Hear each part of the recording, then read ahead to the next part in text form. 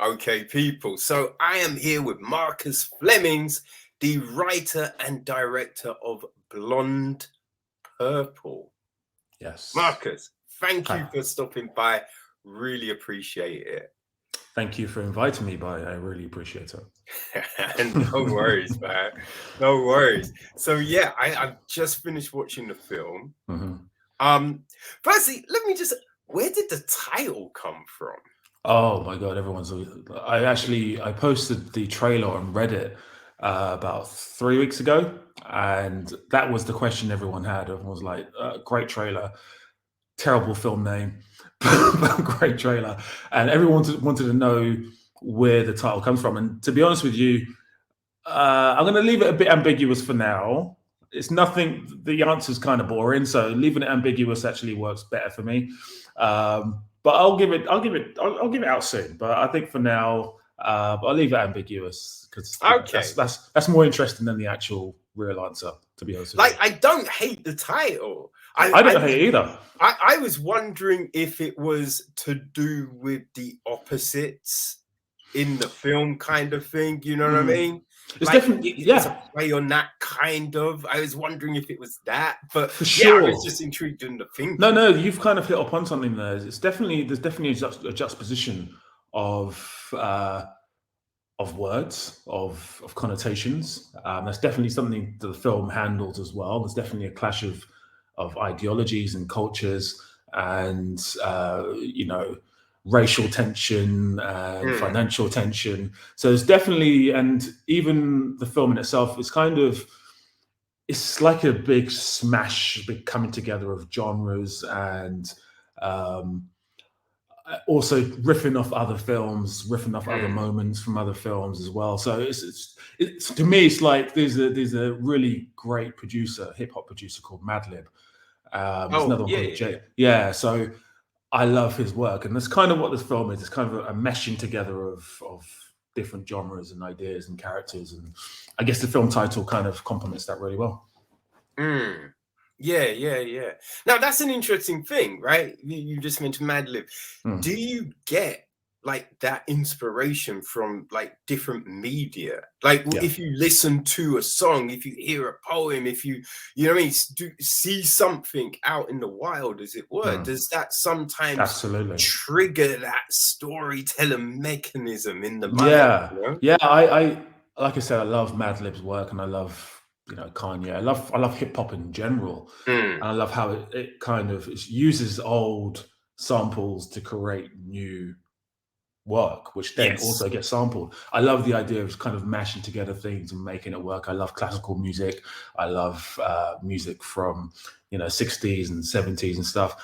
And additionally, I love stand up comedy, and I love Greek mythology and this Roman tales of Julius Caesar and Cleopatra and stuff. So I just draw inspiration from everywhere, and I try and put that together into a palatable project, which I think kind of reflects my own thoughts. So for me, I can take inspiration from a human. I can take inspiration from a story back in the dark ages. I can take inspiration from anywhere, and I like putting that together into something that just means something to how we feel about society now. Mm. Yo, that yeah, you just hit on a lot of my interests right there, Really. and I did notice the Julia Julius Caesar, yeah, yeah, Julius the Caesar, reference in the yeah, film. I was like, oh yeah. yeah, Yeah, yeah, yeah. No, yeah, I love that story of Cleopatra and Mark Antony and Julius Caesar. That to me is like one of the greatest stories of all time, Oh, and so good. potentially a true story. No Yeah. one really knows, but just as a love story about power and greed and corruption and sex and money, it's perfect. I know, right? Because that's the thing. Like, you never know how much of what we know of it is true, but we know Exactly. there was a Cleopatra, Uh there huh. was a Caesar, there was a Yep. Mark Antony. We Absolutely. know those things were real. We Yeah. know that Egypt was crazy powerful at a moment Mm-hmm. in time. Like, Mm-hmm. we know all of these things, and Yeah. it's just like thinking that, was this a thing? It's just like so It's compelling. weird, isn't it? It's very weird. It's Mm. like it almost feels like it isn't a thing, but it definitely was a thing. And to have those two like you said, the Egyptians were so strong back then, and have the Romans as well at the same time, so powerful. And the fact they crossed over and merged and had political and sexual and all sorts of relations going on is just fascinating stuff for me. Yeah. Yeah, it's kind of, especially when you look at Egypt now. Yeah. I mean, it's funny. Yeah. Like, you look at Egypt now, you look at Greece now. Yeah. Like, you look at a lot Yeah. of these old dynasties, and it's just like, they're a lot weaker.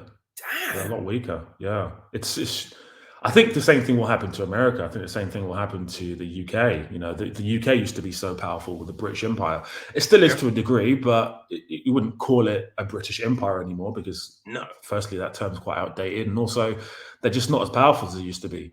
So it's really fascinating to see how even like Genghis Khan, who ran most of the the Eastern world at one killed point, the most people. Exactly. Killed the most people Exactly. ever. And I think it's something like, he put huge it around percentage. so Yeah, much that his lineage is in so much. It's still around. It's still around. I wouldn't be crazy. surprised if me and you have his lineage as well. I mean, it's crazy. yeah.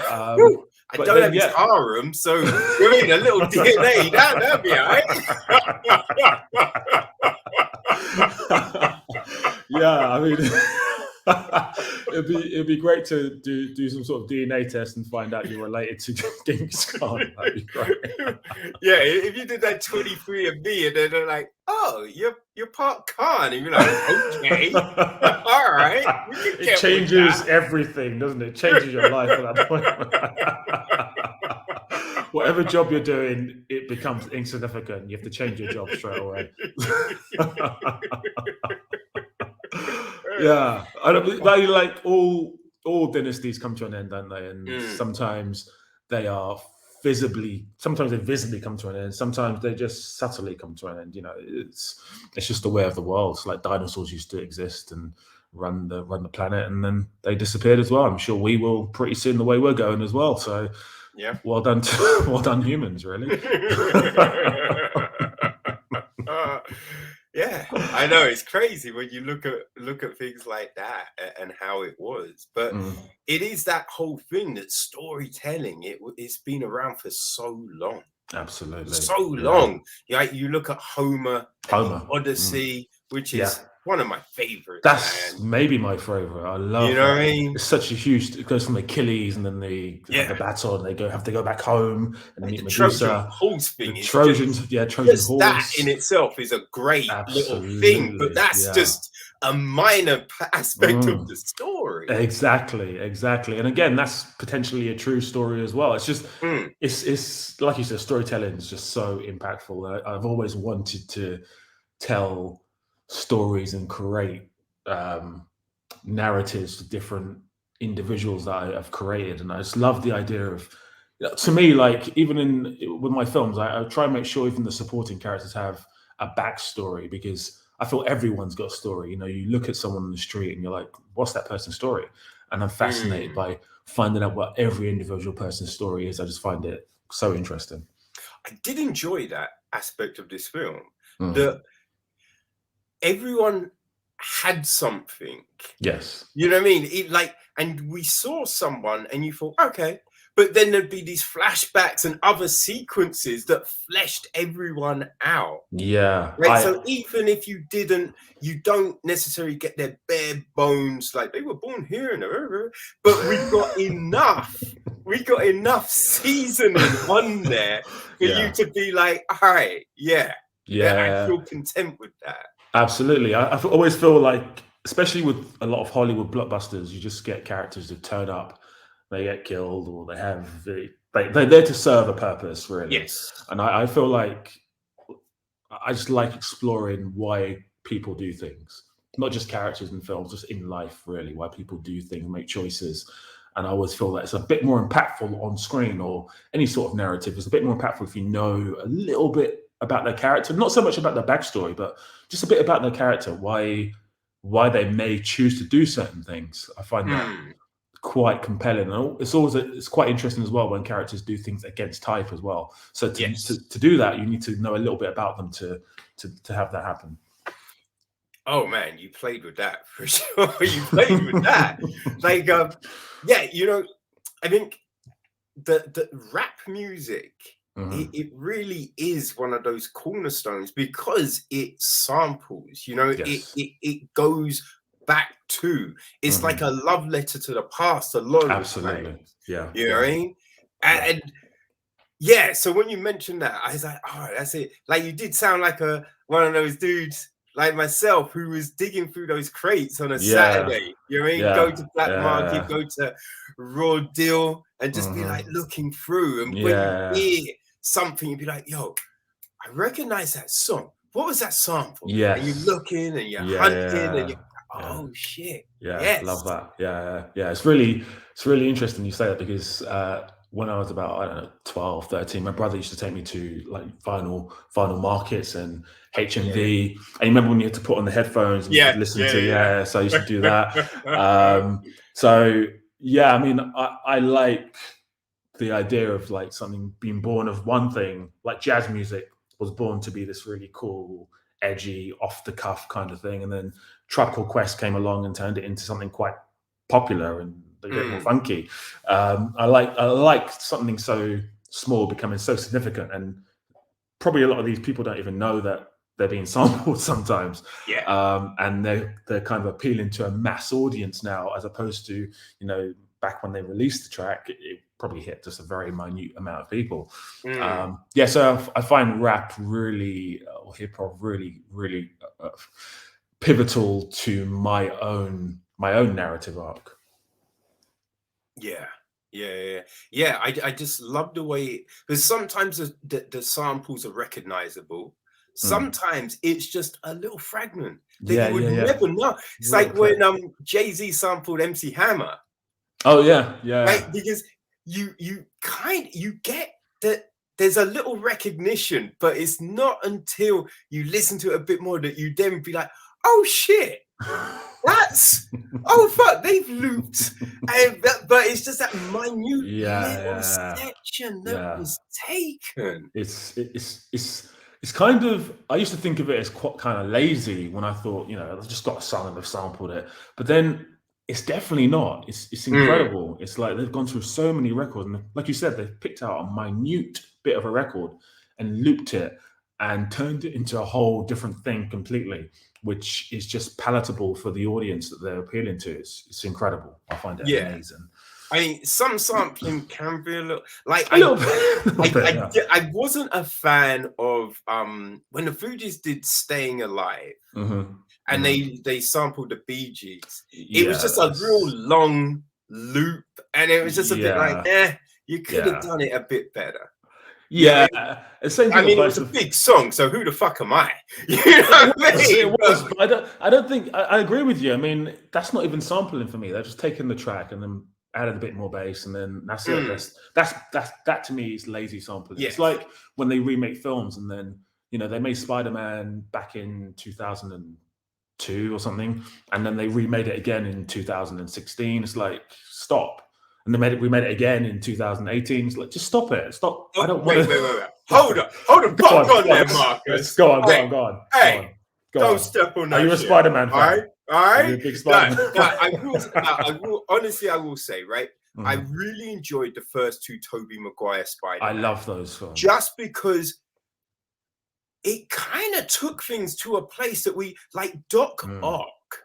The Wow, effects of Doc Ock were wow, just sitting there in the cinema. I'm like, what the fuck have we just yeah, seen? yeah, yeah. This is incredible because it's the jump CGI went from. Like you Mhm. look at those sequences now, and sometimes you'd be like, "Oh, that looks a bit," but like at the time, it was It revolutionary. was incredible. But I Like, will say, then when they did the Andrew Garfield Spider-Man, I mm, was a bit like, like not much. They didn't change enough. It's like covering a song and then yes, staying throwing a alive. violin in, It's and staying that's the alive. only fucking change, right? You Absolutely, ain't done absolutely. nothing Yeah, really. yeah. But the I like the new Tom Holland stuff because they've taken him back to school. We've got a young Peter, and he feels younger than Tobey Maguire's Spider-Man. So we see it from those years. You know, it's a different kind of story.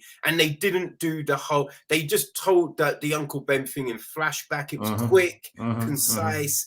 So we get a fresh kind of take. And that's what I enjoy about the new one. Andrew Garfield, meh. You know, this one I like. This one I'm feeling. I do like it. So let me clarify what I said. So I love Spider-Man 1. I love Spider-Man 2, especially Spider-Man 2, like you said, Doc Ock. And that whole thing's brilliant and great direction, great acting. Tobey Maguire's my favorite Spider-Man. Andrew Garfield, I like him as an actor. I think he's a great actor. Yes. He's not right for Spider-Man. No. Those films felt lazy to me. It just felt like they would make it's cash grab to me.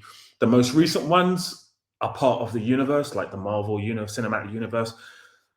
They're not my favorite part of the Marvel cinematic universe, but I do like them. They are well-made films. And I'm really excited for the new one because that's harping back to maybe Tobey Maguire and Andrew Garfield again. Yeah, so I'm excited for that. But I just find it's like it's a bit like what you said with Staying Alive. It's like, okay, we've got a great track, Staying Alive. Let's just replay that whole song and put some rap on top. Okay, great, we got a new song. It feels a bit like that when they keep remaking the Spider-Man films. I think I've seen enough Spider-Man, but I know I'm definitely in the minority there because it's going to probably make $1 billion when it comes out. So I'm very much in the minority. But I don't like if they made The Godfather or Back to the Future, for example, I would be quite upset. So to me, it's kind of the same principle of, like you said, just getting a track, putting some rap on it, like a violin or a bit of cello, and look, here's our new track. That to me is just very lazy. I know what you mean, right? Because the Marvel universe is so big that you'd be like, yo, what about a film on this character or that character? Like some different shit. Like imagine if they did an Excalibur film. Wow. Right? That'd be kind of crazy. Yes. Right? Silver you know what I Surfer mean? It's delving deeper into the lexicon. Absolutely. Like, I love Silver Surfer. I don't know why. I don't really know much about him. I just love the way he looks. And they should do a Silver Surfer film, for example. You know, they don't need to make another Spider-Man film. Well, I think Fantastic Four is coming. It is. It is. And I'm excited for that. It's being written by, is it Jason Watts? I think who did the Spider-Man stuff? John Watts. Yeah, John Watts. Yeah. He's going to be doing the Fantastic Four. Is he? Yeah. I didn't know that. Okay, that's good. Yeah. He's a very good director. And I've heard Silver Surfer's name thrown around so much. So that made me very happy. That made me very happy. I'll be a very happy person if that happens. I think they have to, won't they? Because they've opened up the Eternals and the Galacticus has come in, and you've had Thanos. So Silver Surfer's just around the corner, I guess. Yeah, no, that would be very fair. I do think though the Andrew Garfield Spider-Man. We will get to your film, I promise you. But I think the Andrew was just a case of we need to make something or we lose the license. Oh yeah. So I think that's why we got that one so soon after. Stuff. Yeah, that makes sense. I get it. I don't know. Maybe I picked the wrong film. Maybe I should pick a different. Okay, so Alien. There we go. Prometheus and whatever the other one after that was called. Just no need. And Terminator. No need for for me, Terminator 1 and Terminator 2. That's the end of the story. Maybe Sarah. What's her name? Sarah. Blah blah blah. Chronicles, the TV show. Sarah. Connors. Yeah. Chronicles. Maybe I'll take that as well, but for me, that is it. Like, I'm not accepting 3. I'm not accepting 4. I'm not accepting the most recent one, which is terrible as well. It was awful. So I hate when there's so many original stories. You said it as well. There's so many original stories that people can make, and they spend so much money, and no one's seen these films. People are just not enthused by these films anymore. I think Hollywood needs to kind of take note and make new stuff, really. There does seem, which plays into your film, I think, right? There seems that fear of the big studios to try new things. Yes. Right. So you go back to old franchises, you make Hocus Pocus 2, right? You go back and you make these things, or you do a TV version of the thing, and it's mining and mining and mining and mining, until there's no gold left in the frigging ground, right? Absolutely. Yeah. Yeah. So very true. When you come to do your stuff, and you're thinking of stories and you're thinking of ideas, how do you create something, right? Because we've seen bank robbery films. Yeah, absolutely. Right? We've seen this concept.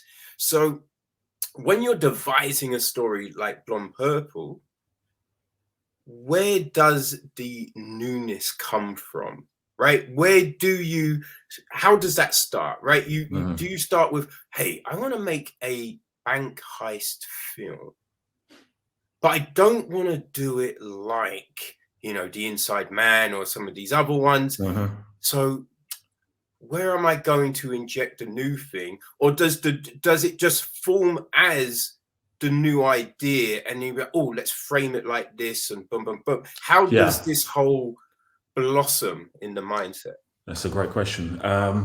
For me, with this specific project, it came from the nucleus of an idea where I thought to myself, okay, I've seen most heist films, and I love heist films so much. They're one of my favorite genres. But I'd never seen a heist film where the lead character, apart from Dog Day Afternoon, but that's very different, where the lead character has to get out of the bank and he's got a hostage, just one hostage. I've never seen that before. And I thought, let me explore that. And when you're shooting low budget films, you try and keep things to one location. You also try and keep things quite tight in terms of narrative, which unfortunately I didn't do because there's a lot of flashbacks. But the actual nucleus of the story is inside this one room.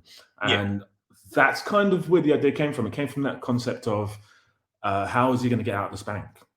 So I just built everything around that, really. And I try not to. I think most stories have been told already. It's very hard to create new stories nowadays.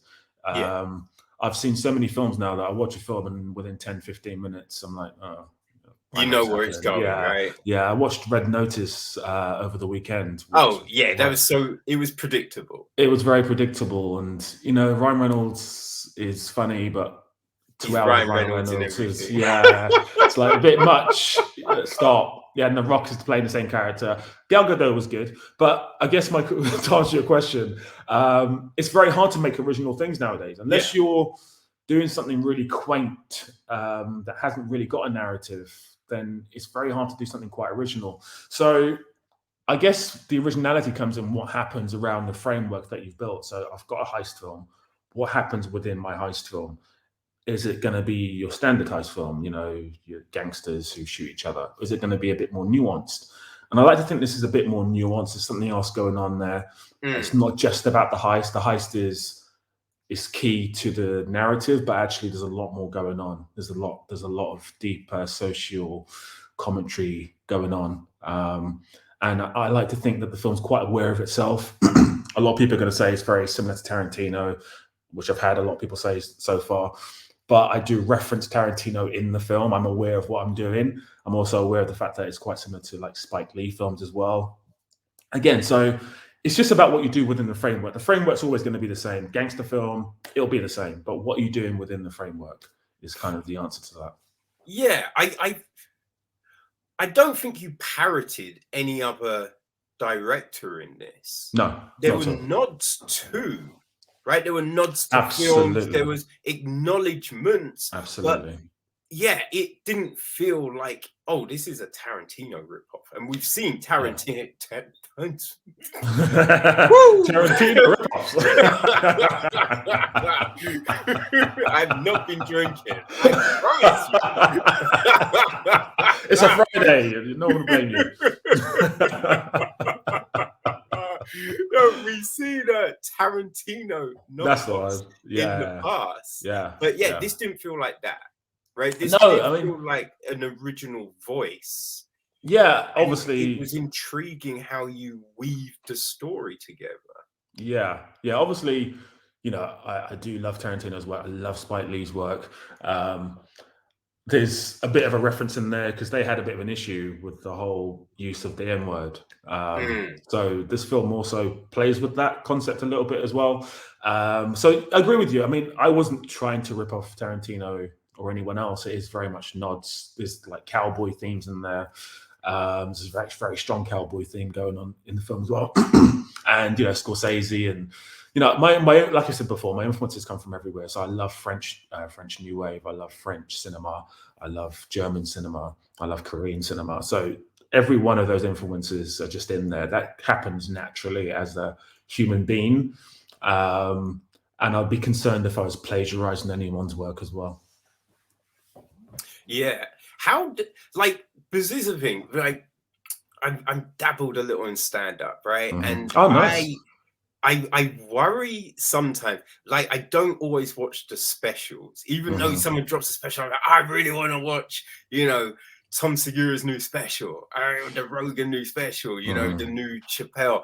But then I'm just like, no, I wanna get on some open mics soon. So I don't know if I want to watch this because I don't want any of the jokes to be permeating in the mindset and me then write something not intentionally biting it, but maybe taking certain kernels of into what I'm doing.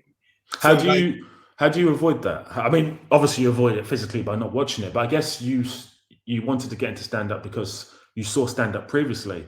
So, you've probably seen so many stand ups. So do you feel like your style maybe was influenced by other stand up comedians? I think so. This is the weird thing. Yeah, I've watched so much stand up, man. I go to stand up all the time and all of this. So it makes no sense me not watching some of these things because I'm just like, no, because I don't. Right? Because the thing is, like, I like the kind of the storytelling style of things. You know what I mean? So but I hate the ones where you see someone and people are like, oh yeah, just on the bus here, and you're like, no, that didn't just happen, motherfucker. Like, what are we doing here? Like, I need a kernel of honesty in the shit that I'm saying. So I like a lot of the stuff. It's on past experiences or a play on a past experience or acknowledgement to something. Absolutely. So most of the stuff I talk about is kind of based on me, right? It's my so-called life, as it were. So yeah, I think that's why, you know what I mean? I'm not really taking anyone else's shit because it's just things that it's viewing things through my eyes. So I might talk about a subject that someone may have talked about, but this is my interpretation of that thing. Yeah. So that's Same how here. Yeah. I Same try here. and keep that grounded in me. You know what Absolutely. I mean, I've never robbed a bank. I've never been stuck in a bank with hostage or. That was my next question. Damn it! Sorry. You can still ask me it, and we pretend we didn't answer it. So yeah, I mean, a lot of my influences are just from other films, and then throughout that, there's moments of my real life that I put into my films as well. So it's just the undercurrent of the emotions or my ideas on how finances and socioeconomic policies and things work that comes into play as well. So I agree with you in a sense. I try and avoid watching certain films when I'm writing stuff because then you will be influenced by those things. But then, when you finish writing your project or making your project, then you have to. For me, I have to watch films. I have to because to me it's like homework. You know, when I'm watching a film, I'm not watching most of the time for enjoyment. I'm watching for education. So it's very similar to what you do. I know you said that you don't watch specials just before you perform, so it's very similar in that sense. But I like I said, I love stand-up comedy. Absolutely love it. If I had the balls, I would definitely want to get involved because it's so brave to be in front of people and your purpose is to make them laugh. And they've paid to laugh, and if you don't make them laugh, they're not going to laugh. Simple. They're not going to lie to you and laugh. Like when you're with your friends may laugh at your jokes because they're your friends. But when people are paid to go and watch someone laugh, they want to laugh. They're not going to laugh if they're not. Yeah, if you're not making them laugh, they're not going to laugh. So I admire you in that sense. Yeah, but you're making films, right? You're making films and putting it out in the world, and it's like, if people don't like the film, you might not be able to make another film, right? So I think they kind of go hand in, like they're both very similar. In that respect of you're putting yourself out there. Yeah, you know, it is similar. And you're hoping people gel with the idea that you've kind of coalesced, right? Yeah. I guess for me that is important. I think, I was speaking to my friend about this the other day. Like, art is subjective to a point, to the point where a critic sees it and says it's terrible or it's good. Then it's not so subjective. At that point it becomes objective. So for me, sure, I'm making films for myself and I want to tell these stories and get it out there, but I'm also interested in how people, resonate with it, because otherwise I'm just making films for myself, which is not really, it's not really what I want to be doing. I want to just be making films for myself. It's a lot of work to make a film. So, I could just sit in my room in my head and imagine a film if I want to just make it for myself. So it is very much a case of putting yourself out there. But I always feel that if you're passionate about something and you just feel like it needs to get out there, there's going to be people who resonate with it. It may not be a majority audience, but there's going to be people out there who will definitely like it and want to see more of your work as well. So I try not to think too much about audience reaction, because if you're just pandering towards the audience, you are just making a Hollywood blockbuster at that point. Yeah, very. And how many films, man? You know what I mean? That critics were like, ugh. And then now everyone loves them, right? Yeah, Venom. It's crazy when you look at the amount of films that people just like, this was rubbish, it was a travesty, it was a waste of film. And now, like, they go into the Hall of Congress, or it's just so true. Film that's on everyone's rotation. Absolutely. I think Fight Club was one of those instances where people were like, this is awful, terrible. No one went to go and see it. Now it's my favorite film. Well, it's one of my favorite films, and it's a lot of other people's favorite films. It's an incredible film. So you're absolutely right. I don't understand how people hated it in the first. It's a weird thing. It's like films where people are like, "Oh, this is a terrible film," and you watch it, and I'm like, "Why do people hate this film?" It baffles me. Yeah, it's a strange one, especially critics. I feel like with critics, they're trying to get on top of things before they happen. So they're almost watching a film and thinking, I need to get on top of things before they happen. So if the audience is not going to like this, I need to say, this is not going to be good, or this is not good. Or if the audience is going to love it, I need to say this is good. So I always feel with some critics, it can be like that. And then they get the wrong judgment call. And then, 20 years later, like you said, the film's in the National Hall of Congress. Yeah, it's that weird thing, right? I think some people are known for rants and things like that. So it's just like, oh, if I rant on this film, that's what people want. So I'm gonna. But then they also seem to forget that just because you don't like it doesn't mean it's rubbish. True. Very true. What I mean? And that's the thing. It's just like, there's films that I don't like. It just. But I look at them and I can it's very well put together. Absolutely. Great soundtrack. Cinematography is incredible. Absolutely. I just don't like it. But it's just, there's clearly an audience for this. But so you have to look for, what's it similar to? Okay, it's similar to that, and that. So you have to, I feel you have to say, listen, it's not my thing, but if you like this, and this, I think this will speak to you. Absolutely. Yeah. There's a film I watched, a French film that won the Palme d'Or this year, called Titane. Oh, I hear that is so. I was so irritated because I covered the London Film Festival this year, and it was playing. And no, I couldn't watch it because it's subtitled. and I can't Ah. see it well enough to see subtitles. And it was Oh. what, and they had some audio described films, but that wasn't one of them. And I was just Oh like, no. God damn it. Because everyone I talked to at the festival were like, have you seen Today? It's so good. I'm like, shut up. I can't watch it. Stop telling me this is an amazing film. It's definitely a unique film, but it definitely plays, for me, it played into what you just said. I watched it and I was like, what the hell is this? Like, I don't know if I like it or if I hate it, but I appreciated it. It's beautifully shot. It's magnificently acted. It's well directed.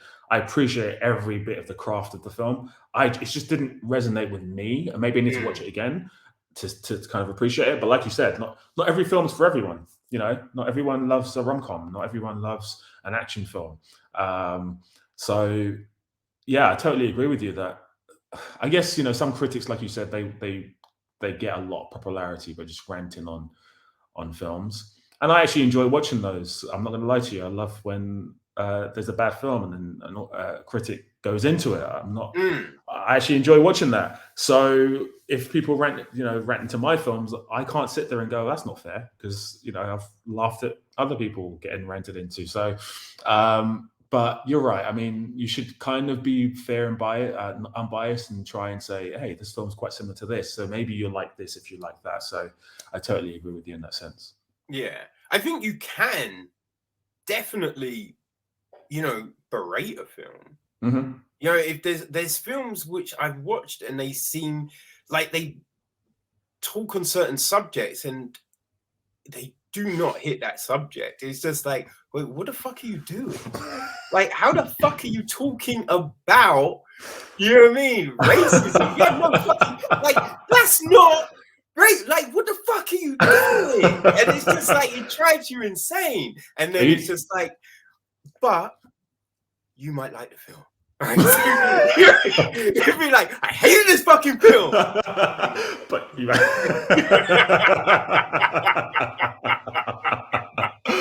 Are you talking about the film Crash? Is that the film you're talking about? Have you seen that? No, Crash was a weird one. Crash was a weird one. Like, I thought, like, remember Monsters Ball? Oh yeah. Oscar winning. I didn't get the transition for Billy Bob Thornton's character. Because yes, I've known racists who have then changed, but in that film, there was nothing that showed you his opinion changed. No. All of a sudden, he's just getting it down with Halle Berry, and it's just like, say what? That changed his opinion, I guess. Halle Berry changed his opinion on every black person. That's the solution, just that's the solution to racism. It's Halle Berry, I guess. Yeah. It was so there's often those odd films which do these weird things, and that can be irritating. But yeah, I try and look at it like, it's storytelling, and not every story is for me. Not every story needs to be for me. But hey, you've definitely got, you should be able to tell your story. Absolutely. I agree with you totally. I think back to the statement that art is subjective, I think that kind of sums it all up, really.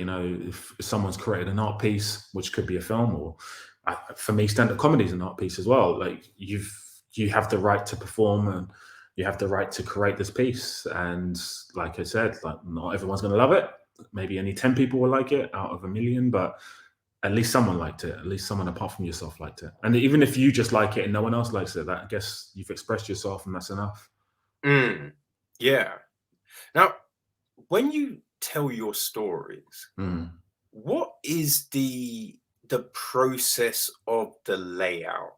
Right? Like, how do you figure out the sequences? Because this film, as you said, look, it's based essentially in one room, but then we get the flashbacks and all of this, which fleshes out things and gives you, that insight into the mindsets of a lot of these characters. So when, firstly, you know, you had your main story, you thought of that. So how and when did the other sequences come? And then when you thought, oh, let's show this, then when do you know where to put it in the film? Sure. For me, I think one of the things I used to do when I first started to write, I used to go, this is my beginning, this is my middle, and this is my end. And then I'd make sure that I hit those points to get to those points. So I would know what those things are. And then it would just be a case of joining the dots together. And that for me is not very organic. So what I do now is I just sit there and I just write, and whatever comes out, comes out. So for me, whenever things are happening in the film or in the script, it's because I feel they need to happen at that point. Not because of narrative structure, but because I feel like at that moment, it explains the context of why a character did a certain thing or why they behave the same way. So for this film, I knew what the ending was going to be. I knew that at the beginning of the film, he threatens he's going to do something to the hostage. And I knew that something had to happen.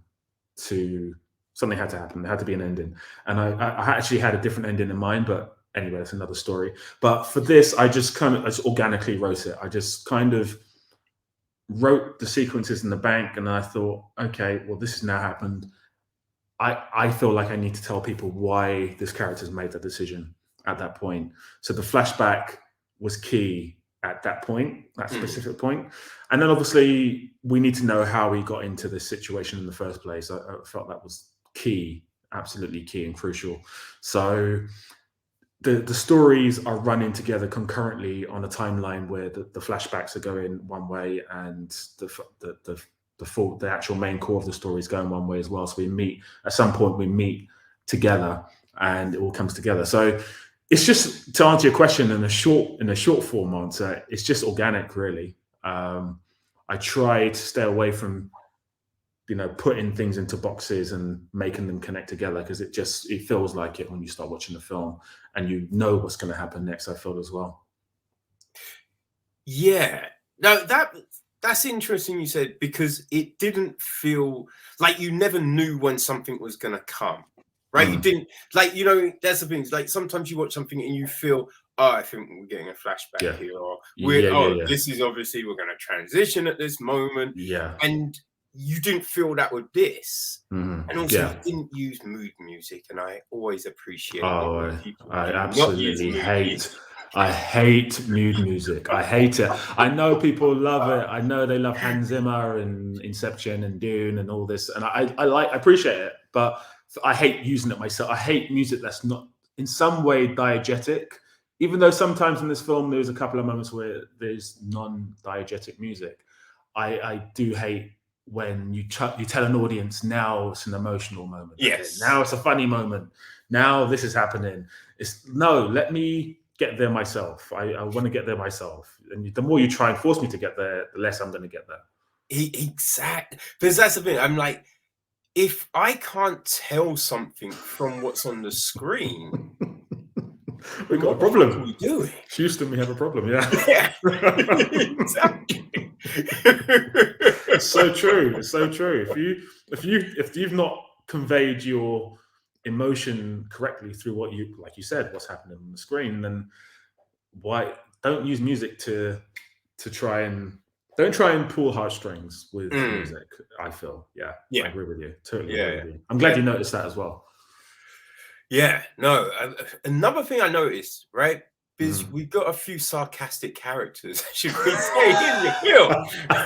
Which, like, I'm just like, I don't think this is time for that. You know what I mean? Oh God.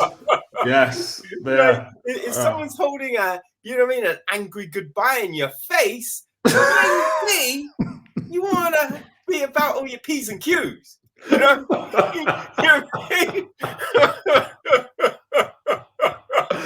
That is so true. That is so true. I guess that's the writer coming out, the characters coming out in the old film there, unfortunately. But they didn't feel like they were the same though. That was they still felt very different. It was a different sort of sarcasm, you know what I mean? And you know what I mean? Just grumpiness, hardiness. You know what I mean? They all had their different voice, and I thought that was very good. There's sometimes you watch things and everyone, like a Dawson's Creek, right? Everyone has the same tone. Everyone talks in the same fucking way. I've never known a group of friends that talk exactly the same. It's insane. Oh gosh, yeah, Dawson's Creek's a perfect example. I remember I must have been like 14 when that came out, and it hasn't aged well.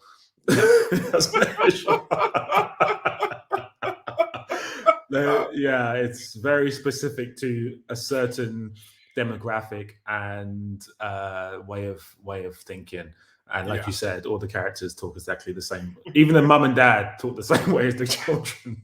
It's just crazy. I you know what I mean? Look, you often get people hang out with the same viewpoints, right? That are all left leaning or all right leaning or whatever, all hippies. You feel me?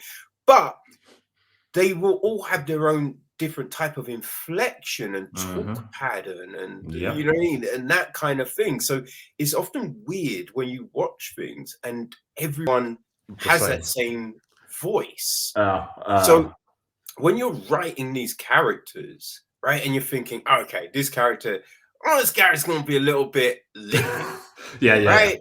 They're not going to toe the line, right? And this character's going to be a bit like, how do you create that, but with their own voices, with their own personalities? So everyone's very distinct, and everyone was very distinct in the film. So first and foremost, I love conflict. I love chaos and conflict. So to have chaos and conflict, you need two different characters anyway. So I would find it really, really boring to create two same characters and create conflict. It wouldn't work. It just wouldn't work. You can write an argument, but if they're talking in the same inflection and the same voice, it's the same person having the same argument with themselves. It doesn't make sense. I mean, I've done that. Definitely done that. That's something that you need to talk to someone about.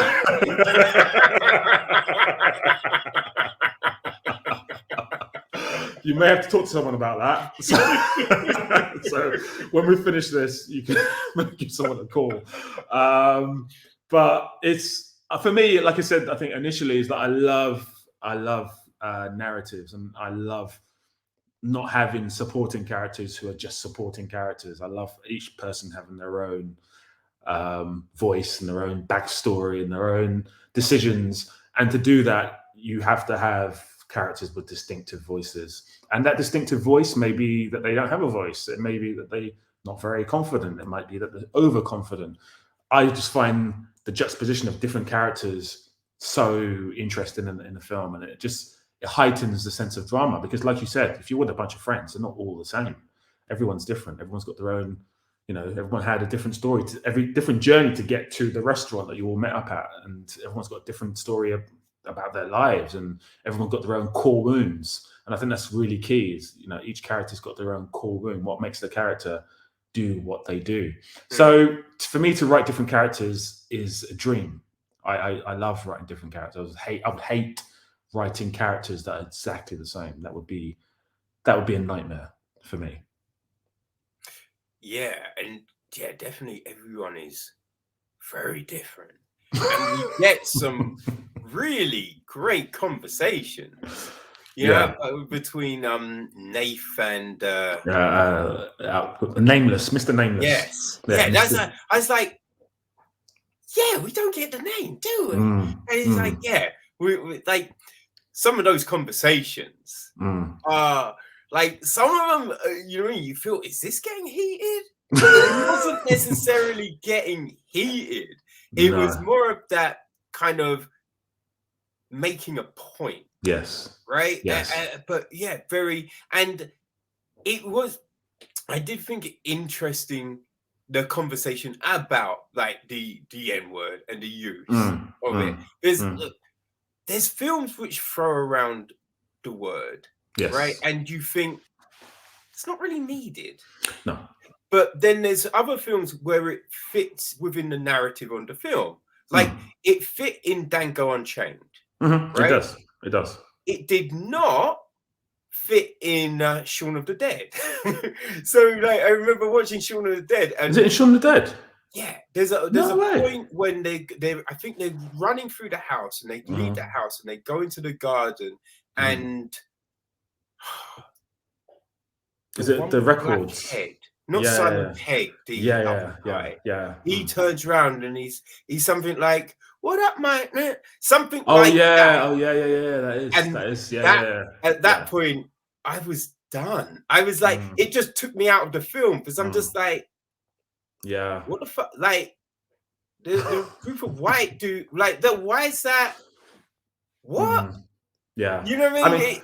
It seemed a weird one, but in this film, the way they're talking and the rationale, it'd be like, yeah, because I know it irritates you. And when it's that talk of, you know, our nameless dude, he's just like, yeah, but it's, you know, it's repressive, it's slavery, it's this. And he's just like, nah, I look at it like this. And it is that interesting narrative, because I think in the UK, there's a lot of things which we look at differently than the US.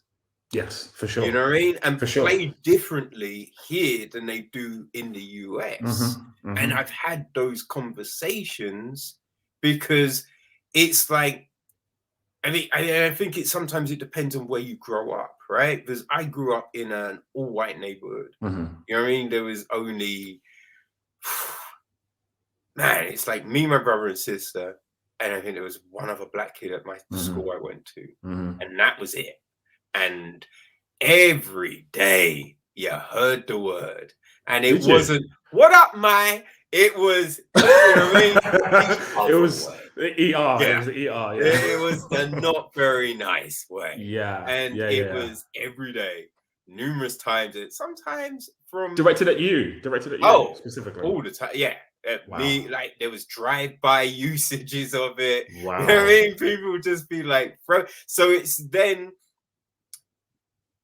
kind of hearing the word is different to if you grew up in a different neighborhood and in a different way, you know what I mean? And so I think those conversations, like in the film and things like that, it's just like, it's always interesting, right? Yeah. And it makes sense on what is being said, right? And so it works within the film.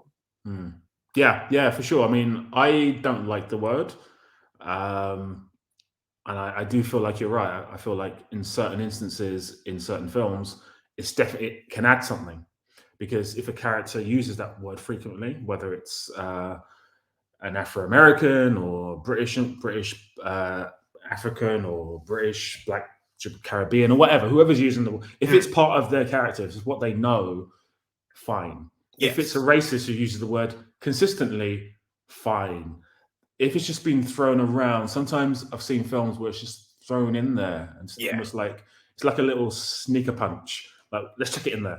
And it has no purpose at all. There's no conversation behind why it's being used. It's just there. And maybe Shaun of the Dead is a good example of that. Whereas I wanted, and like I said, Tarantino and Spike Lee had this issue where Spike Lee was like, you keep using the N-word. You shouldn't be allowed to use it because you're white and you're obsessed with this N-word. And I think Tarantino is maybe the opposite of your situation. I know you grew up in a very black neighborhood and you watch a lot of blaxploitation films and stuff. So for him, using the word just feels kind of natural. I'm not saying it's right for him to use the word, by the way. I'm just saying it feels natural to him. Yes. And the way he uses it in Django, especially, is completely fine for me because it's racist saying the N-word. You know, he's not trying to glamorize the word. He's not trying to make it into a cool word or hip word. It's just how most likely those slave drivers would have been acting towards black people. Yeah, it'd be weird if it'd be kind of weird if he didn't. If he was just like, "Hello, good man, would you like to come this way?" You know what I mean? You'd be like, "What? What's happening here?" Right? It's like when they took it out of Huckleberry Finn. Oh, Right? yeah. They republished it and took out all the the racist elements of the book, and you're like, No. we know when the book was written, Yeah. right? We know what Yeah. the times were like, so Absolutely. it's fine.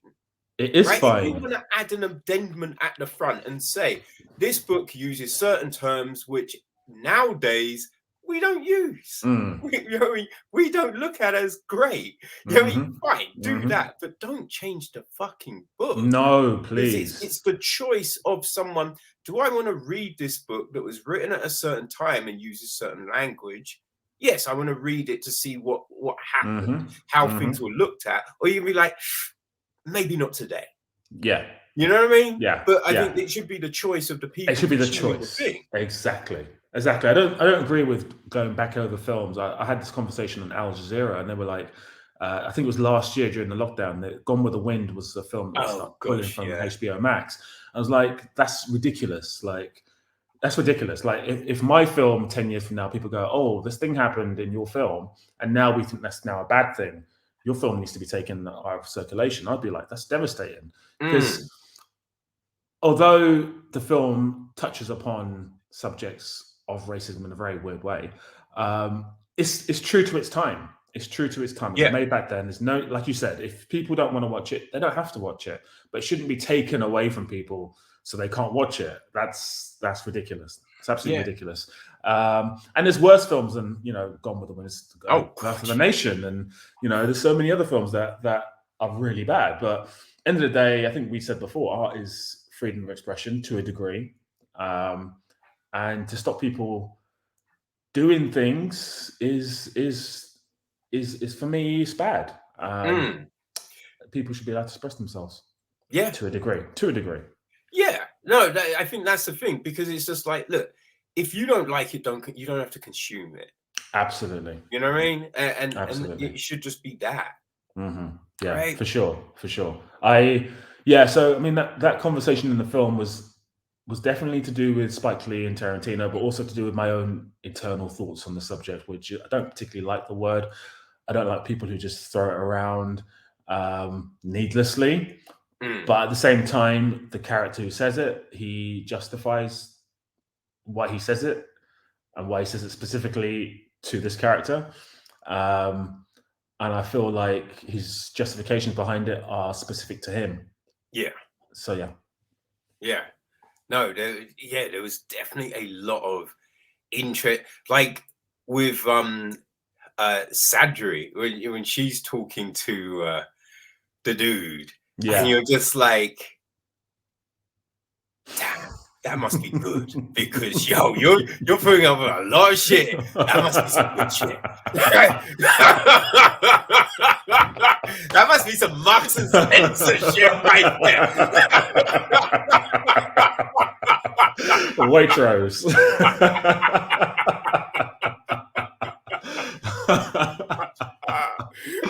Yeah. Man. It's I like you said, sarcasm and a bit salty, and it just adds to the drama when there's a bit of conflict, and you only get that by having characters who are a little bit salty sometimes, just a little bit, yeah, salty. Yeah.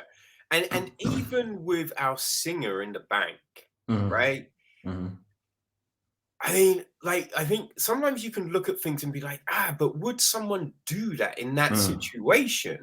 But then you have to think, it's just like, how do we always act in times of shit? Right? You make jokes, you be like, you can be sarcastic, you can be. So then you look at it and be like, no, that all makes sense, right? But what's going on? But it's that there's some weird fucking mind games going on, and interplays and all of that in the film to try and get certain information, to try and get truths and all of that, which is so compelling. Like when you're working out those beats of a conversation, does it kind of often come to you just naturally, or do you have to sometimes really try and focus in on the points that you want to come across in this? I think with the specific example you gave, with the hostage, the young girl, 16-year-old girl, and our protagonist, in that specific example, I, from the beginning, wanted us to think, or wanted the audience to think, why is she in there? Why didn't she run away? Why is she still in there? Like, what's she doing there?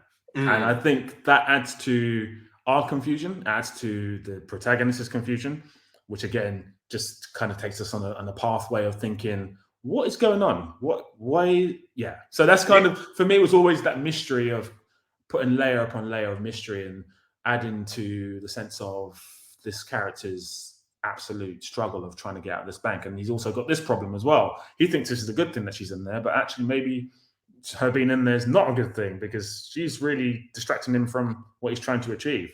And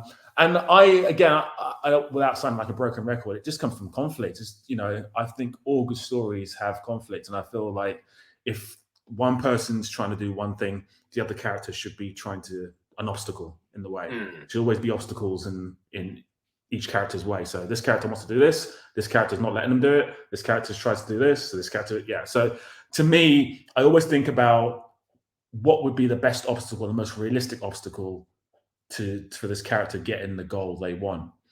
So it could be a character who's trying to buy a car. So what's the obstacle? The sales dealership guy is having a really bad day. He doesn't want to sell a car today. If he sells this car today, then he goes over his target and gets less money. So that's the obstacle right there. So always try and create an obstacle and a pathway towards the goal, which maybe is not the pathway. Yeah, I think with that character, man, there was so many things. I was like, oh, is she? Could it be? Maybe. Throughout, it's like, is that a clue? That's a clue. Oh, yeah. What? She must be. And then she must be. She's not. She's not. Okay, what else does she want? Yeah, exactly. that was just, bro, all the way through, man. You were just thinking, and like you see certain flashbacks, like, oh, is that a clue? Like I will say, I thought she was the girl in the red dress. Okay. Because it was that. Don't you reckon? Like we've met before, and I thought. Oh, that's, and then I was like, oh no, it's not her. Yeah, it's not. It's not her. No. They met somewhere else. Yeah. They met somewhere else. Which the cafe thing, right? That I kind of feel that was a Pulp Fiction little nod. Yeah, I think that's probably why a lot of people will go, oh, this is similar to Tarantino stuff. Yeah, cafe thing, which acts as the genesis for all the characters. It's almost like a portal for all the characters that have been to this moment at one time. I love the idea of fate, and I think if you've seen any of my other films, I've made 2 other films, and they all deal with the idea of fate and choice. And I find it fascinating that you could be in the same location with someone, you didn't even know it, and then you've met them at a later date, and now you're maybe lovers, and now you may be friends, best friends or whatever, but you didn't know that you met all those years ago at that place because you're in the same location. I find that really fascinating. So it's actually not a nod to Pulp Fiction, surprisingly enough, although it kind of is. It actually isn't. There's a film that Paul Thomas Anderson made, a short film called Cigarettes and Coffee. And So it's a nod to that. It's more a nod to that than Pulp Fiction. Nice. Yeah, that was the thing. When I thought it was a nod to Pulp Fiction, I still didn't think, oh, this is a carbon copy of that situation. It still felt very different. Yeah, you know what I mean. And it would still be like, recognize that voice. You're like, oh shit, that's the. And I was like, nice. Yeah. You know what I mean? I like that. Right? There's certain times in films or TV when things like that happen, you'd be like, oh, Well played, sir. Well played. Well played. I remember when Stephen Moffat took over Doctor Who. Doctor Who. Because I really enjoy Stephen Moffat's writing, like from Coupling, you know what I mean? Like Sherlock. Stephen Moffat can write so well. And there was a sequence in, because it wasn't actually when he took over with Matt Smith. He wrote I think it was the Angels episode. He wrote a couple of episodes with David Tennant. And there was this one bit when Tennant's doctor does some shit and you're like, what? Like, where did he get that thing from? And then at the end of his run with Matt Smith, we saw the other end of those conversations. No way. Things. And it was just like, oh shit, that was from that.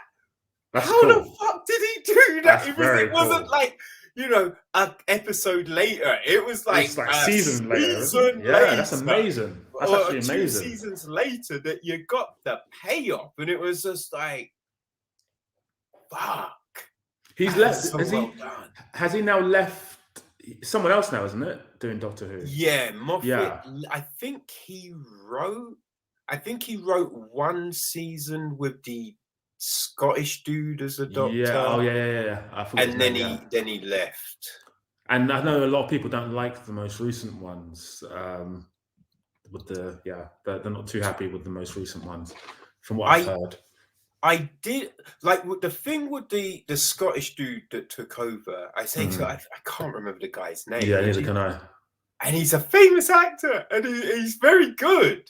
Like he was in the thick of it, and and I really enjoyed. He's in Paddington as well, He's in Paddington as well, But I can't think of who the hell it is. But it was just the way that, because they went from these overarching stories to kind of one and done stories. Oh, I see. And I was a bit like, I prefer a more layered story. Yeah. So that's what didn't work for me. And okay. I don't like the thing. Like, I know people hate the female Doctor Who, and I think it was funny. I saw yesterday there's an MP, and his name Neil Fletcher, and he was in Parliament, and he was just like, the female Doctor Who is taking away male role models. No way. Like, what? Son, what the fuck? What? Are you serious? Yeah. Oh my God. And he was just ridiculous. Like, the only role models men have nowadays is the Craze and Shelby from Peaky Blinders. I'm like, the Craze. Have you got a limited TV situation? Because there's a lot of shit on TV. There's a lot of shit on TV. And I don't remember a TV show with the Craze in any time recently. No. And if Shelby's your role model, you got a problem. Yeah. You got a problem. Exactly. You got a huge problem. There's a lot of, I think the whole thing with the Doctor Who thing, I think actually in general with a lot of narrative media at the minute is obviously a lot of female directors and writers and lead characters are coming into play, and there's absolutely nothing wrong with that whatsoever. My problem is when they, especially with superheroes, maybe not so much superheroes, when they start retconning characters and changing them, like Black Superman. I don't need Black Superman. Just give me another Black Marvel character. Boom. That works for me. That's what. See, this is what I've always said, right? I don't want a Black Doctor Who. I don't want a Black James Bond. I want a Black original character. Absolutely. Give me something fucking new. Absolutely. Don't regurgitate. No. I don't want a Black Robin Hood. No, not Give at all. Give me something new. Absolutely. It's really like I saw an advert for Anne Boleyn, and she's Black now. I'm like, why is she Black? And even like that period drama, Bridgerton. For me, I know a lot of people may think differently, but I find that quite problematic because if I ever do have kids and they're watching Bridgerton, they're going to be like, oh, there used to be Black people who were affluent back in the day. Yeah. Back in the UK. No, there wasn't. There wasn't. We were whipped and we were made to work. Stop trying to change history to fit something. Make something new. Use those actors and make something new and create opportunities from there that way. Don't Like, I don't need Black James Bond. Like, I don't want Black James Bond. Give me something new. Because I kind of feel, and it's like we're taking all the language out of, you know, old books and deleting things from films. Absolutely, and shows. yeah. It's weird. like you're trying to pretend then that there was never an issue. Absolutely. Right? Because if someone picks up Huckleberry Finn and be like, everyone said the Deep South was very racist. Oh, this book reads so well. Perfect, like, yeah. Okay. They rewrite Roots and everyone's a part of the share owner. Everyone said Roots was problematic. They all had shares. Come on. They were trying to overthrow the board. Right?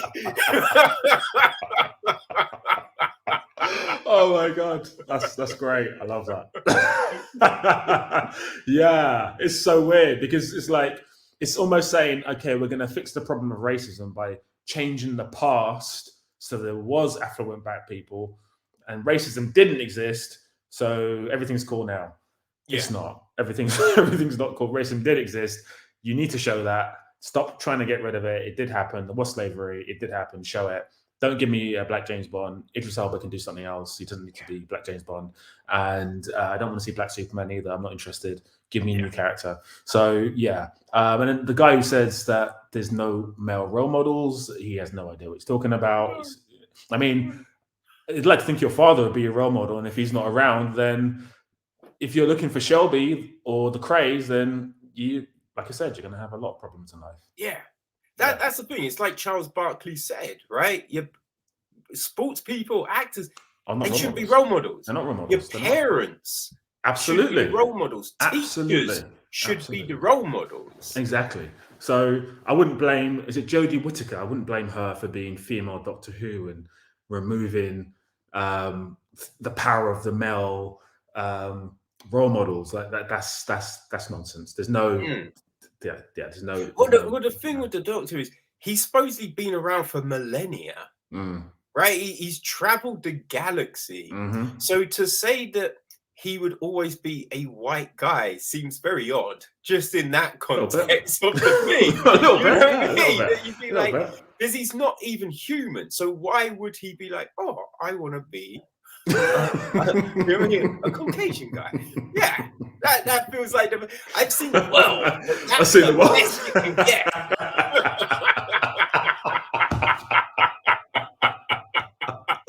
Oh God, yeah, it's so dumb. I mean, yeah, I used to watch Doctor Who when it was Sylvester McCoy. Yeah, and I've not really on a Sunday. I've not really kept up with it since then. So, yeah, I don't really. But that story you told me about, the Stephen Moffat story, sounds amazing. I love the payoff being a season afterwards. That's so confident. That was the best. That was because I've tried to kind of dip in over the years, and I never really liked it. But when I heard Moffat was writing, I was just a bit like, "Oh, interesting. I'll take a look." And I like it started off with an episode which I was like, I don't know, but then as it went on, and then that first episode just laid so much foundation, and there was so many throwbacks to it. You're like, so fucking clever. It's brilliant. I wish I could write like that. I'm sure you can. I'm sure you can. I mean, I like I said to you just a bit ago, I used to write really formulatically, so it'd be middle, beginning, and end, and connect the dots. And just in the past 2 years or so, I've started going more organically. So becoming a good writer just takes loads of practice. It really does. Yeah, well, it's funny. I was in the gym the other day, and I just thought of the end of the first season of a TV thing I'm trying to write. Nice. And I've got the beginning, and I've got the very end. How I mean, like, oh yeah, it'd be fun if I end it like that. That's all you need. And there's points in it which I'm like, oh yeah, that would be fun to touch on. Yeah, but it's just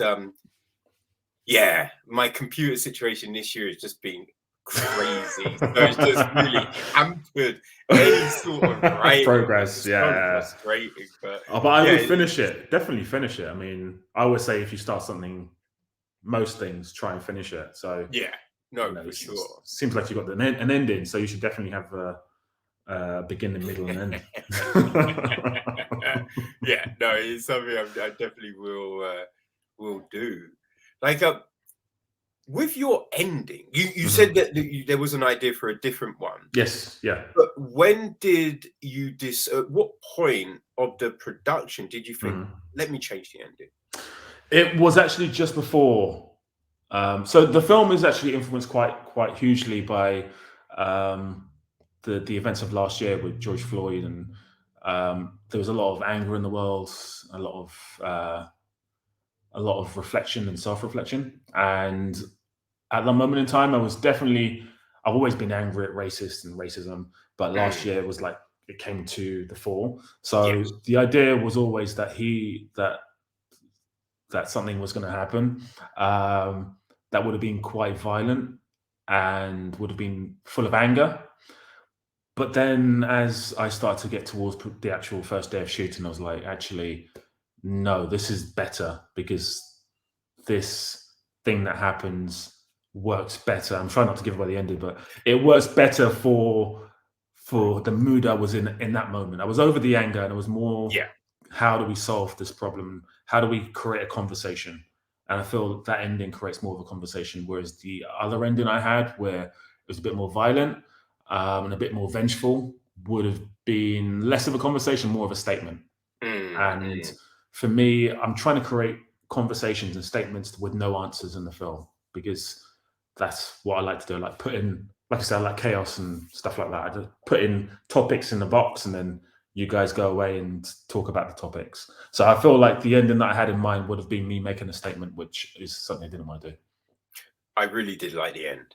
Thank The you. way it ended was because there's a moment where I'm like, was I right about what? But then something else happened, Yeah, something which else I'm happened. just like, well, I'm glad that happened to you. I'm glad that happened to you. The crows did come home to roost, motherfucker. Right? The Karens came home to roost. But then when you fade to black, it's just like, what the fuck happened? Yeah. Like, oh, did what happened before, or did something else? Like, yeah. And I love that. I love that ambiguity. That, like, how did it actually play out? That was just like, okay. You know what I mean? It's like, did the fucking thimble stop? Like, exactly. Why did you cut the scene just there? Keep the thimble going. Yeah, if I turn it and hold it to the light, will I see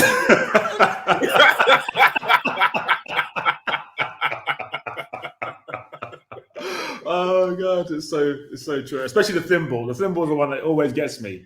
That thimble spinning. Oh my god! I swear it went down. It did go down. It's real. It's not a dream. It's real. Oh man, yeah. I hope it is. Yeah, that was the thing. I'd be like, can't be a dream. It can't be a dream. No, it can't be a dream. No, he hugged his. You saw him. He's hugged his children. The thimble fell. I'm happy. DiCaprio got to. It's fine. Everything's okay. Oh man, but yeah, no, I love the end and just the performances on a whole. Really good because I think there is, just the way everyone interacts, right? And there's the sarcasm and all of this, but there's sarcasm badly done and there's sarcasm well done, right? Because it needs to feel real to someone, right? It can't just feel like words being said. Yeah. These need to feel like real interactions. And it really did. So it's like, man, how did that casting go? Right? How did you fall upon all of these great people to be in this? Yeah, that was for me the casting. So for me, 50% of your film is your script, and then I would say 30% is your casting. It's a huge percentage because I obviously have these characters in mind, and these actors need to fit the characters, but at the same time, I can't be too kind of stringent on my idea of what the character is because an actor may come in and blow my mind away. So the casting process for the two leads was really long, really extensive. So Julian, who plays our unnamed protagonist, he had to audition a few times for me. He was not because he wasn't a good enough actor, but because I just didn't, it's such a key character that I just needed to be perfect. Yeah. And then I think in his last audition, he won it on that one. He just completely stealed the show. And with Ellie Byman, who plays the girl, she came in late for audition. So I actually found someone. Someone came in. The first girl that came in was amazing. I was like, she's got it. Doesn't matter who else comes in today. She's got it. This girl's got it. Then Ellie came in late for her audition. And I was like, okay, sure, I'll see you, whatever. And she sat down and she was great. She was great, but still wasn't too certain. So I gave her another audition. And she killed it. She absolutely killed it. And she was perfect. She just gave a lot of layers to the character that needed to be there. Otherwise, it would have been quite a 2D character. And I feel like that character is so key. To me, she's almost the protagonist of the story. I know she's meant to be an antagonist, but she's almost like a supervillain. And I think I referenced that as well. She's almost like the supervillain that you need. She's Thanos. She's the Thanos of the film. She has a story that, if you follow her story, you care about her enough, you will also feel a lot more passionately about the film. It's not just a case of she's a bad person or a good person. She has a multi-dimensional side to her. Yes. So I needed an actress who could really portray that. And I feel like you referenced it just now with dialogue and the sarcasm and stuff. And all the actors, they fit the voice of the script. They all fit the voice of the script. And they did that by doing the auditions. And then with Nath, I worked with him on my first feature film, 6 Rounds. He played the lead role, and he's an incredible actor. Incredible. He's currently doing Dreamgirls on stage at the minute, and he's won an Olivia before. So he's incredible actor. Adam J. Bernard, just amazing. He's like my Robert De Niro. If I can, I'll be in most of my films. Nice. So the casting process is always the hardest. For me, it's even harder than writing the script, because if you get that wrong, your film will be terrible. It will be absolutely terrible. So yeah. Yeah, it's right. There's definitely those things that you watch and you'll be like, some of the casts are great. Some of them really let it down. Yeah. And that's always a shame, man. Absolutely. Like you said, it takes you out of the film. And the minute you come out of a film, you're not getting back into it. That one thing that takes you out of a film, if you come out of it, you're done. Like, you're straight out of the film. Yeah. Yeah, no, that's the thing. And then on set, or like probably not on set, but like rehearsals and things like that, how do you get across all the emotional kind of traits of the character? Is it written within the script? Do you sit down with someone? Do you like put together a playlist and be like, yo, this will kind of tell you what this character is like. This will put you in that mood to do this kind of thing. You know what I mean? Like, what's that kind of process? I did give each actor a bit of a backstory about the character, but on set, beforehand, I've always rehearsed. I've always rehearsed for a month beforehand. So we had like three rehearsal sessions before we get on set, just so I can fine tune them, and just so that they live in the character for the next month. They live in the character, so all the decisions they're making feel like their own decisions as actors. So that's very key for me. And then when you get on set, I just like to have that energy. I like to have a very kind of non-dictatorship set as well. So everyone's happy, everyone's having a good time. And then when we call action, the actors feel like they're in a safe space and they can go places with their characters. So to get there is just organic again. It's very organic. It's very much a case of letting them do their thing. I try not to tell them what specifically to do in a certain moment. it's in the script. You've read the script. We've done rehearsals. When you get on set, give me the magic. And there's when we were stuck in that one room, we did that over a course of 7 days with Ellie and Julian, 2 lead actors. And they were always like, "Oh, how was the take? How was the take? How was the take?" And I would be like, 7, it's 6, it's a 7, it's a 6. And they'd be like, "Don't you give out 10s?" And I'm like, "No, not really. Not really. I don't give out 10s." And then they had there's one scene in the film where they're face to face in a massive confrontation. They're shouting at each other. Oh, And gosh, yeah. yeah. That always just brings the hair up on my arms. It's such a passionate and powerful scene. And that for me is a 10 don't out know of where 10. the fuck that's going. Yeah, That's great. I know that's the thing. I was like, is it like what? Yeah. And then it's just like, yeah. Okay. exactly. Right, exactly. And it's all done in one take, and we did it, and you know the cameraman's there and the sound person's there and stuff, and I'm like, wow, everyone. The crew, the actors all gave me 10 out of 10s in that one take. It was just incredible. So yeah, I just try and create a safe space where actors can. It's to me, when you get on set, that's a stage. That is a stage, and they can craft whatever they want. They can go wherever they want on that stage, and I make sure that us as crew and me as a director, I try and follow their direction at that point. I will give my input if they're going off the rails and not quite giving me what I want. But in the most part, every actor typically will give you what you want as long as they know what you're going for in the first instance. Awesome. Yeah, no, it really did work. So there's a few films that have kind of been in a single location, right? I think of Buried, Ryan Reynolds. Very good film. I like that film. There was Oxygen last year. Oh yeah, I haven't seen that French film. Yeah. Which very good. Yeah. Like there's bits of it and you're like, but on a whole, they kept you gripped, active. Yeah. You were gripped throughout. And then recently, I remember seeing The Guilty. Yes. Remake of a Scandinavian. I've seen. It's a Danish film. Yeah, I've seen the Danish version. Yes. Yeah. And although we kind of see a few other people floating around on that, but it's pretty much in one location. And again, you're just gripped all the way through. And I will say, like, yeah, you are gripped all the way through. You really are. And even we do have the flashbacks, but in those other films, there's also flashbacks and things like that. But just those sequences in the bank, in the room, just really compelling, with like having the character pace at certain times and the movement around the room, the body language. You know what I mean? Just the inflections, the rate. You know what I mean? Those what do you call it? On the is it on a shoe hair? It's not on a shoe hair.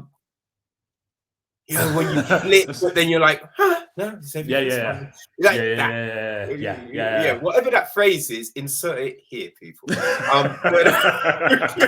there. It was just all of those moments in just that little space just kept you so. And then the telephone call with the. I mean, someone needs a new job.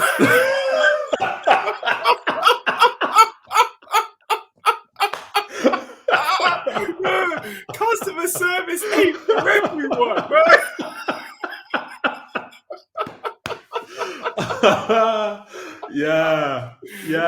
I love it. That's one of my favorite characters, because he should not be doing that job. He should not be doing that job at all. That's not the job for him. It's like, you know, when you call up somewhere and they go, there's always that message, be like, your phone call may be recorded. This is for, quality assessment and things like that. You'd be like, if this is one of those conversations that they choose to review, woo! Someone's getting sacked. Yeah.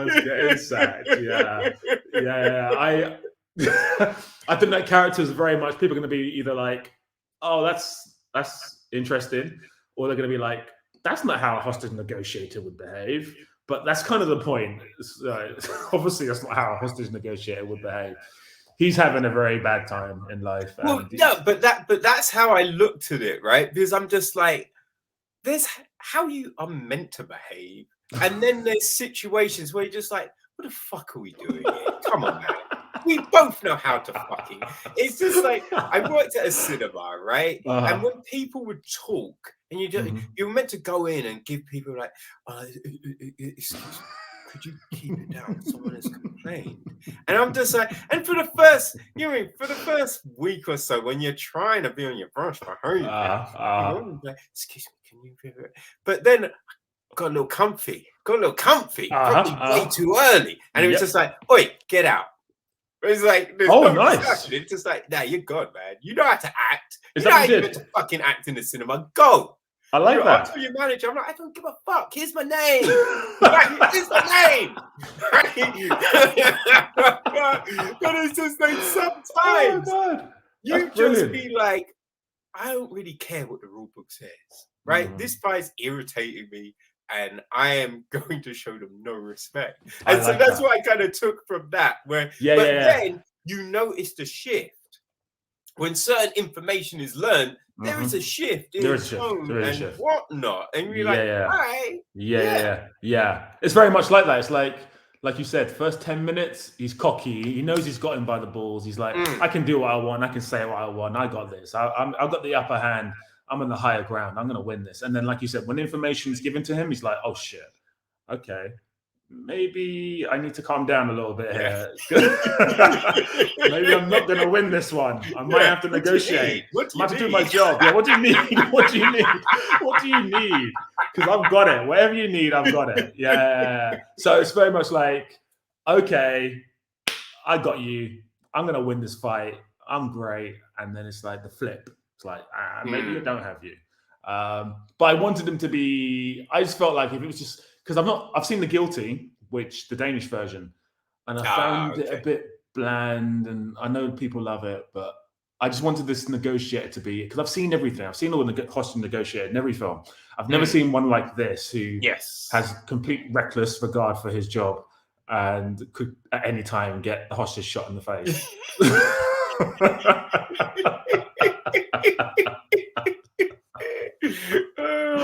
Oh man. And no, there's also, that's a bit like when you think about last year, right? When you think about 2020 and everything went there, people didn't do what they were meant to do in their job. Absolutely. You know what I mean? We've seen, it's not like we haven't seen people fuck up and go maverick and do things they were not meant to do. Yeah. So it makes sense. Absolutely. You know what I mean? And I think that's the great thing about the film. Like in every situation, you'll be like, yeah, I get it. Right. Yeah, great. Like, I don't know if I'd want to do that heist, but I get it. Yeah, you know I get it. I get it. That's actually from a Chris Rock joke, isn't it? It's like,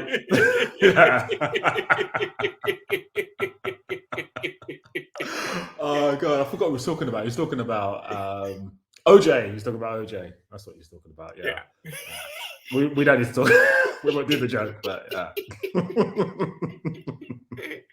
oh shit. Oh man. Marcus, this has been such a great conversation. I really appreciate you giving me so much of your time. No problem. I think I probably should let you go. But is there anything we haven't touched on, about the film and just all right? Let me ask you this, right? Was there anything that other than you decided to change the end? Was there anything else that drastically changed in the process of making the film, in looking at a scene and being like, actually, I think it would work better with like this, or anything like that? Yeah, there is. There's a scene in the bar with the dancing girl. I'm not going to give away. There's two things that should have been different. I'm not going to give away the first one because that would ruin it a bit. But the second one was Nath shoots someone. That was actually meant to be the lead character was going to shoot someone, and then it's actually in the script. And then Julian, the lead actor, he was reading through it. He's like, "Oh, wow, that's big. Like that." He was what he said to me made perfect sense. And actually, the DOP said the same thing as well. Who I've worked with quite a few times. They said that the action that he took in the bar at that moment, the lead character would have taken us out of the film because it would have. Because we're watching the whole film, we're thinking, is he going to shoot the hostage? Yes. Is he going to? Yeah. And if in that moment in the bar, if he shot that person, then the tension almost is gone because he's done something so unspeakable that it would have been. There's no doubt on what he might do. Yeah, exactly. Yeah. So I changed that. So that was. I'm glad that they spoke to me about that because sometimes, as a director, as a writer, you don't know everything. As a human, you don't know everything. Sometimes you need to get some feedback, and I'm glad that they mentioned that because I do feel that definitely enhances the journey. That's interesting. Yeah, that's interesting. Oh. And so yeah, the film drops on Monday. Just on Monday, absolutely. Yeah. I like. What is the feeling on that actually? Because in normal times, things would go cinema and everything like that, but everything's a little skewed. Right, we see big films maybe not do as well as everyone anticipated. Absolutely. Which does baffle me a little because I do kind of think we know what the situation is. So why did you have the anticipation that it would be like this? Shouldn't you have just pared down the anticipation and thought, not everyone's going to come out. So we think we'll probably make this. Rather than, we'll definitely make that. No, it just seems a weird thinking to me. No, you won't. You're not making that. Yeah. But like, how's it? Because film festivals, all of that kind of stuff has mainly been online. So there's a lot of your conversations around a film and screenings and all of that have been online. So you've had your films in the past, so you know what it would have been like. So how's it feel right now? Oh, good question. I'm not sure. I mean, it feels kind of positive, and the reason why is because next week, especially in the US, there's no other films coming out. And yeah, my film releases on the 30th in the US, and there's no other film slated to come out on that date, nice. Which might be to our advantage. Yeah. So I'm feeling kind of positive. I guess my key thing is the reaction to the film. I think obviously I want to go make another film, so it'd be good to have a nice positive reaction to the film. And I guess you never know how the reaction is going to be, because you may have made something that you really like, and then the general consensus may be not the same. So I'm feeling positive. I think you should always be positive in life. I think a lot of people try not be positive, so they're not disappointed. But I prefer to be positive, and I'm hoping the film does well. I'm hoping that people see it and they really like it, and they want to see more of my stuff in the future. Well, yeah, no, I think your film has definitely got its own voice. Thank you. Doesn't feel like it's a copy of anything. You know what I mean? That you're biting anyone's style. Like I think it speaks to itself, and you're there for the whole journey. You really are there for the whole journey. You're gripped on everything that's going to go down and wondering, is he or isn't he? Right? It's like Friends. Ross and it's Rachel. Just like Friends. Yeah. It's just like Friends. Right? That's the thing. That's the best comparison so far. It's just like Friends.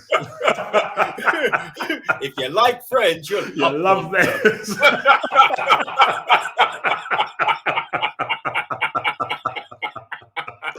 Exactly. That is actually the line I'm going to use from now on. It's if you like Friends, you'll love Blonde Purple. That's brilliant. Oh god. Oh shit. Oh man.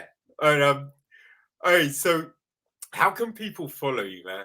How can Sure. people keep So track? you can follow me on Twitter. I think it's just Marcus Flemmings. You can follow me on Instagram. It's Marcus Flemmings. My name's there. There's 2 S's at the end there on Instagram. You can follow the film at Blonde Purple Movie on Instagram and Facebook. And yeah, I guess I'll see you on social media if you do follow me.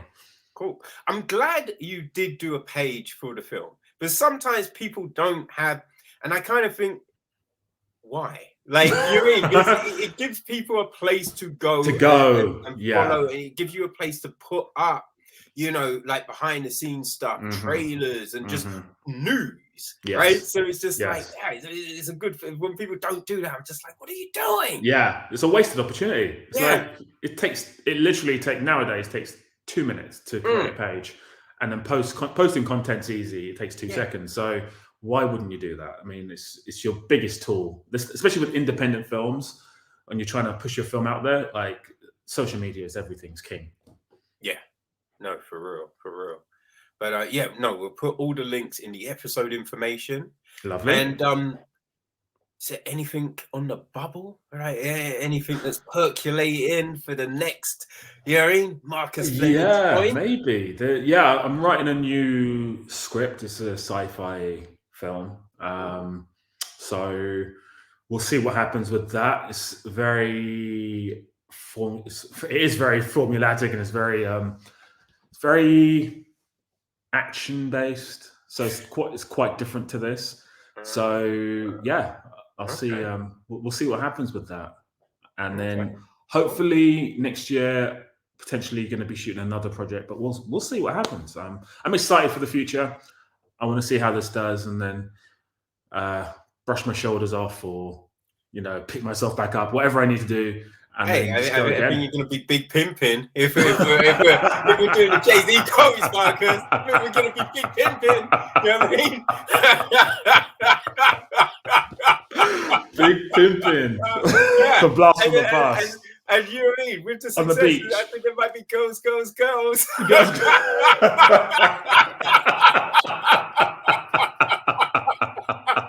I like that. I need to finish it off with one. What can I do? I can't think of one. I can't think of a Jay-Z song. Return of the Auto-Tune. Work it in there somewhere.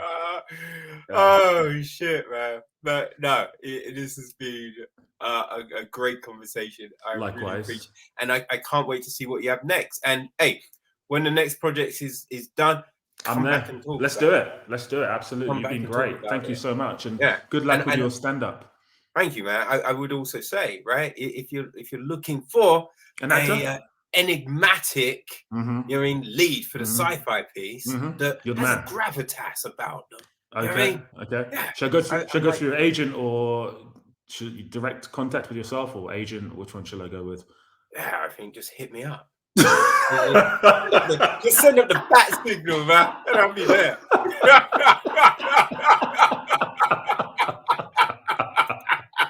Oh my god! I might do a TV show about the craze to make that politician happy. Yeah. What? Are you looking at me wrongly? Do you want a knuckle sandwich, mate?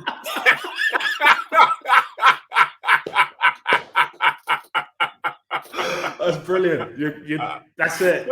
You're the one. Tom Hardy. We don't need you no more. I love it. Oh, incredible. All right, people, go check out Blonde Purple. You really will enjoy the ride. And follow Marcus, man, because he's definitely on the come up. So Marcus, thank you very much, sir. Thank you. You've been brilliant. Thank you so much. We will see what you do soon.